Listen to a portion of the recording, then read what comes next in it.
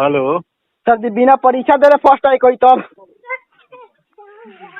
घरे खा के सुत रहब तो पास हो जेब।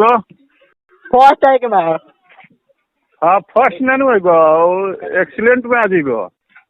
सर जी मीडिया उडिया पहुंची कि ना हमारा घरे एकदम पहुंच जाई। और रहुआ घरे हमरो घर पहुंच जाई। कर पे लगी सर जी एडमिट कार्ड में अपना अथी बाबूजी के भेज दिया ला के ले जी हम। नईखन हेलो सर जी बिना परीक्षा दे फर्स्ट आई कोई तब घरे खा के सुत रहब तो पास हो जेब। फर्स्ट आई के बाद हाँ फर्स्ट नहीं होगा एक्सीलेंट में आ जेब। सर जी मीडिया उडिया पहुंची कि ना हमारा घरे एकदम पहुंच जाई।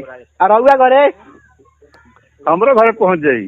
कर पे लगी सर जी एडमिट कार्ड में अपना अथी बाबूजी के भेज दिया ला के ले जी हम। नईखन